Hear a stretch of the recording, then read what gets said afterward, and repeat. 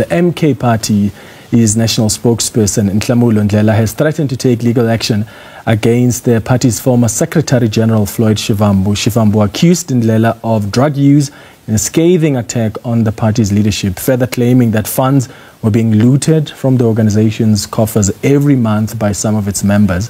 Shivambu was removed from his position as MK Party's Secretary General earlier this month and was expected to somehow be deployed to Parliament. However, his name was not on the Parliament list announced by the party on Saturday. He's currently consulting the public about forming a new political party. Let's bring in now Nhlamulo Ndhlela, who speaks on behalf of the Umkhonto weSizwe Party, joining us in studio. Nhlamulo, thank you for joining us. Good evening. Good evening. Thank you, Clement. So I want us to start off maybe because Floyd Shivambu has made some serious claims about you, about the MK Party, and we'll get into that in a moment. But what is the status of Floyd Shivambu in the MK Party right now? Is he still a member? Has he been expelled? No, the gentleman in question is still a member. And nothing has changed pertaining to that, and we're having internal discussions and reviewing the situation. So he's not going to be expelled by the organization? Well, let me ask it this way. What does your constitution say about someone who behaves in the manner that he's behaved, or someone who announces plans to form a new party? Does that not violate the MK Party's constitution? Well, look, there's been a number of transgressions on the constitution. By the way, the same constitution that was drafted by the person in question, Floyd Shivambu. And in many of the prescripts of the constitution, it states, that, for instance, you are on probation for 24 months. You cannot form another political party. And there's a number of other things that point to some of those transgressions, including, by the way, one of those that led to, him being removed from his seat and redeployed elsewhere. So, yes, there have been transgressions in the constitution. But what we're doing internally is that, we're not people in leadership that take rash decisions. We apply our minds. And we need to understand what is this thing that he's coming up with. I mean, he's a member of Umkhonto weSizwe. And to account, to a great extent, he has to account to us as the leaders of Umkhonto weSizwe. I mean, he's an ordinary member. He's wanted to go and set up this initiative. What is this initiative? If we're talking about Umkhonto weSizwe being the platform that ought to unify black people, what is this consultative process that he's undergoing? So we want to see what he's obviously going to say on Friday. We are tracking, his activities, his interviews, and we'll make a determination with the guidance of the leadership and the president. Okay, so we were told that he's going to move to Parliament and be a member of Parliament, but then he wasn't on the list. How do you explain that? And even before he made his own announcements, I remember there were already issues being raised around him not being on the list. Upon further review of when a person leaves office, you now get access to certain documentation, and as part of that handover process, which he still has to thoroughly hand over, there were things that we picked up that we felt could be concerning for the party if he were to be sent to Parliament. As a law-abiding organization, as an organization that serves the people, that leads lawmakers in Parliament, we can't find ourselves in a situation where we have a member there that's not going to necessarily have the full interests of the party at heart. And that decision, remember, had to be taken very quickly, over and above the fact that he's obviously ongoing with his own consultation process, which that one we will come to a conclusion and an understanding as to what it is that he wants to do there, and then obviously make a determination. What is it that you've picked up about Floyd Shivambu as the MK Party? What was he doing so wrong to necessitate his removal as Secretary General and not be added on the list to Parliament? Well, the first one pertains to the Constitution as stated. He undertook an international trip without the approval of the president when he stated that it was the president that approved that trip. That was a total lie, and he confirms that. He's confirmed off the back of that presser when he gave him a platform to speak. And he stated that he effectively apologizes, and it was in effect a misreading of the situation. But the reality is we're dealing with a person here who misrepresented the facts, misrepresented the president, misrepresented the organization, and put the organization to disrepute. That's why the statement that was released by myself, you'd have noticed we waited the whole day before we could even release that statement. Because, as is the case right now, we apply our minds as leaders. We don't just take knee-jerk reactions, with our fellow members and leaders. So only then, later on in the evening, and I'd had an extensive conversation, by the way, with the president, consulting on this. We then released a statement, and that statement was approved by everyone who's in the leadership. And that's what it is. We've never reversed our posture on that statement. Yeah. It still stays, and that's why it led to the result. Where does this claim come from that he tried to topple the president and he wanted to take over the MK party? In fact, one of the things he said was that someone went and gave an intelligence report about him to President Jacob Zuma, which was riddled with lies. I think he said you are the one that gave the president. Yes, he said me, yeah. Yeah. Did you give the president an intelligence report of sort about him? Firstly, I'm not part of the intelligence advisory to the president. So where would I conjure up an intelligence report in the first place? And who am I to, advise the president, a person who himself, whose DNA is, form of the back of intelligence, who am I to advise the president on intelligence? Here's the reality and the truth. There was no intelligence report. Those were transcripts of communication that he had with people that he knows whom he had those conversations with, which implicated him, and which were very disparaging to some of the members, and which were dangerous in their own nature to the organization. So you were speaking bad about some of the leaders and members of the MK party? There was discussions around plans, and discussions that were very concerning. Plans to do what? Well, if you look at this, there's one thing I've also observed, is that, when people come into an organization, especially in Mkhonto we Sizwe, and I've repeated this a number of times, people tend to underestimate that in Mkhonto we Sizwe you can't just do as you please. This is not a free-for-all organization where you think you can come and try and pull your weight and be arrogant with our members. Most of our members were never happy with how he did things, and we need to listen to the members. One of the other things is, he went and, 3 days before, 4 days before, he was obviously removed. He went and changed people's names at the IEC, the accounting officer, for him to be the accounting officer. Now, that's a serious issue and a serious transgression. Where you go and you take such decisions, you write a letter to the IEC, you don't communicate with ourselves.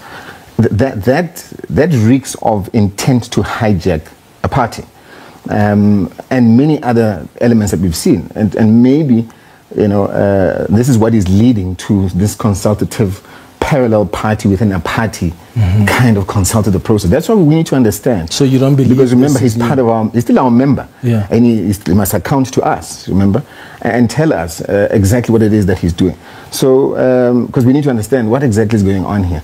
Remember, we're a party that leads society, and if we have members in our organization that are going to be transgressing the constitution or coming up with initiatives that are supposedly supposed to unite, we need to understand what does that mean. Yeah. We're the only platform that we believe. But then Floyd Shivambu says, to unite the black there are people claims, and in part of that report, there are claims that he was speaking to the Stellenbosch people who were sort of funding him. And is that what he's saying? Well, he says that there were claims that he's somehow speaking to Stellenbosch people.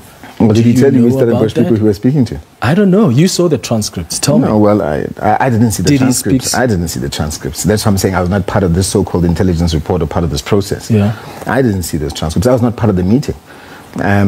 So this is the feedback. My responsibility in any case is that I'll get, obviously, that feedback and get a sense of what happened. But that particular meeting, I was not part of it. So is there that's why I find it strange that I would have, shared intelligence reports with the president when I was not even part of that process. Is there a sense that he wanted to take over from President Jacob Zuma, or somehow wanted to take over the party, as some of the MK party members have claimed? Well, I'm sorry, but this man is a liar, because also I understand from the interview this afternoon, he said that the president wanted him to be the president of the party at the point that he came in. And he said a number of things which are not factual, which are not true. So we're dealing with a person, and again, if you look in hindsight, that is quite honestly that lacked the emotional intelligence to handle the role that he did. He lacked judgment, you know, it's now starting to show based on how he's reacting, you know, and he's acting really out of character, the person that we never knew him to be. But I think to a great extent, we should say that the national official's decision to then maybe remove him from there can only be a vindication to that decision. Take into consideration what has now happened and how he's reacting to the situation that he finds himself. So he's acting like a wounded buffalo, unfortunately. What about the claims of witchcraft? Well, have you asked him about the claims of witchcraft? Well, he doesn't want to come and do an interview with me, so... What is, he fears you? Well, maybe you should ask him that. Clearly he does, but look, I would encourage him, Mr. Shivambu, come and do an interview with Ndhlela. Look, some of the transcripts and the feedback was that, yes, he had taken Dudu's hat and, you know, they were aimed to bewitch her, and this is what is obviously also circulated. And this is what it is, and that, you know, he will then deal with that woman who's directionless. Is this part of and what was conversation with an individual in Malawi, and that, you know, he would then ensure that when the old man passes on, he takes over the party. So these are some of the conversations that are happening and that are taking place. So, you know, it's a lot. And that's why you realize that to a great extent we've been quiet in terms of what has transpired, because, you know, sometimes it's important to know when to communicate and when not to. I mean, some of the things you're sharing are quite unbelievable. He says you're a drug addict, says you're a drunkard. What are you doing about that? Will you be challenging that in any way? Well, it's said that a person who wants to lead a party will resort to such disparaging comments and character assassinate me. I've never had any issues with him. But the reality is I've got a whole lot more, a whole lot more intelligence emotionally than him. I'm leaps and bounds with, you know, when it comes to even thought level and strategy when it comes to him. And that's a fact. I've sat with him. But I take nothing from him because I've learnt from him as well in terms of, you know, organizational structures and so on and so forth. So he's had some good input to the party. We can't take that away. But let's not allow a situation where a person is now going to have delusions of grandeur and an overextended ego and think that they are the superior authority of intellect over everyone else. As you heard him say, he said he had qualitative, experience and intelligence compared to all national officials put together. That includes the president. So he's saying that he's smarter than the president. Well, here's the reality. I don't take drugs. I've actually been taken them on, and I've gone to the point, in actual fact, where, funny enough, and here's what's also interesting. This week is Drug and Alcohol Awareness Week, right, from the 22nd to the 27th. So as part of the initiative, I said, oh, well, this is actually interesting that this actually coincides with that. I've gone and actually done a drug test. And it's important that we bring this issue, we surface issues of, you know, abuse of drugs, abuse of alcohol to the public. And as a leader, I think I must lead from the front and do those kind of things. And take advantage of the fact that, by the way, you know, funny enough, here it is. Here's a gentleman who goes and makes such disparaging character assassination comments about me. Let's actually surface these issues because these are societal problems. So I will be sharing that with you. I'll share my drug test with you. I've already printed and scanned and tweeted my letter to him, which is a letter of demand. I expect him to apologize. I am not in any fighting spirit with him. I'm a leader from Mkhonto Sizwe with the emotional intelligence to lead. Yeah, and that's what I need to do. Let me ask about what he said about Morocco. Did Morocco give any money to the MK party in exchange for the party's stance in favor of Morocco's position on the Western Sahara dispute? Because he claims that that's what they wanted to do. Well, another thing is we need to focus on the following. And that's part of the problem that we're faced with an individual that would go and make organizational reports without actually consulting. Remember, before he could even make any organizational reports or any statements leave the organization, especially when it comes to sensitive issues and reports and statements such as that, the president and I are the final decision makers in terms of what goes out of there, of such a sensitive nature. And I recall at that point when he was actually reading in that statement, the organizational report. Prior to that, I had communicated to him to say, we're not going to be talking about the issue of Morocco The timing for it will be handled at the correct time by the president. But again, because of an arrogant posture that he has, he continued to then go and put the organization into that perspective, into that situation. And these are discussions that, we're still having internally to ensure that we then arrive through the International Relations Subcommittee a policy posture before we can even communicate. Is he the one that drafted the statement on Morocco? Then the other issue is that, he refers to Morocco having drafted the statement, the Moroccan embassy. Yeah. We understand, and this is again an unauthorized visit to the Moroccan embassy that he had without leadership knowing. So, and these are things that we need to, hold on, he went to the Moroccan embassy. These are things that are coming up that we understand. But he claims that there are leaders of the MK party who went to Morocco. The Moroccan embassy is where he went. And this is the thing with the person that we're dealing with. I mean, these are absurd. To be clear, MK Party has never received money from Morocco. We've never received money from Morocco. Our responsibility, as we'll share, is to ensure that we have a united front. And we will communicate exactly what our posture is in our discussions. One of the things he claims was that there were monthly withdrawals of 7 million rand from the party's coffers, money that is being looted. What is the organization doing about that? Will you investigate that? Well, let me allay our members' fears, number one. Mkhonto is a strong, solid party. We're moving along. I mean, in actual fact... And clearly, with 7 million rand being looted every month. Let me tell you what. Mkhonto is the fastest growing political party in this country. Now, no doubt about that. And we are bound to have alien tendencies of individuals who are going to be agents and try and, bring about... alien tendencies that are not cultural to the culture of Mkhonto Wesizwe. And such is the case, with what we're finding ourselves in now. The issue of the 7 million that's been bandied about, here's the reality. We're undergoing an audit. And you can't, when you're undergoing an audit, come to the conclusion that money is being siphoned. What you need when you're going through an audit is you need to understand what is this money for, and understand also get what are the source documents and do a proper recon. And remember, there's the legislative officers that are responsible, that oversee this audit process, that if they do come across any discrepancies that Mkhonto Wesizwe may have violated whatever processes or policies which go outside of the party funding framework, then, we will deal with that accordingly at that point in time. But to come and make such remarks, as a leader. And here's the question, why didn't you raise those things? Because those things that he's raising, he's never raised them at the national officials' meetings. Never. It's the first time we actually even hear him uttering them in the public platform. And that's the character of the person that we're dealing with here.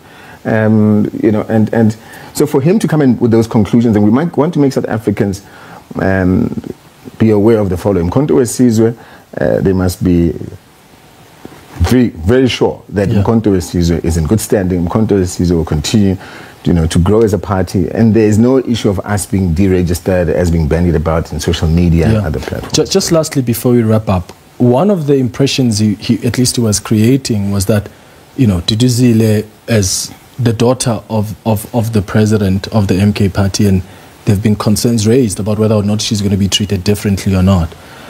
There was a time when she tweeted about Floyd Shivambu, insulted her. There was a disciplinary hearing. I thought that's what Dalimpofu told me when he was on the show. Yes, correct. Has that been concluded? Because if that's just going to be left there, then the claims are true that she's being treated differently. Yeah, so just before I get to that, because you reminded me on the party front, what's also interesting is if you look at the presser that he had last week, and you can tell that certain things, I mean, we're not kids, certain things you can tell are very timed. If you look at what happened, the day that he actually had the presser was the party funding symposium. Coincided with his presser, where he made these kind of disparaging remarks about the issue of money is being siphoned. Let's go back to the issue of Ndhlela. Ndhlela has undergone, she's had to make representations. Yeah. She's undergone a hearing. I think it's about 3 hearings or 2 hearings. And right now she's awaiting the outcome of that hearing. Okay. And it's at an advanced stage. So she's a member, like anyone else.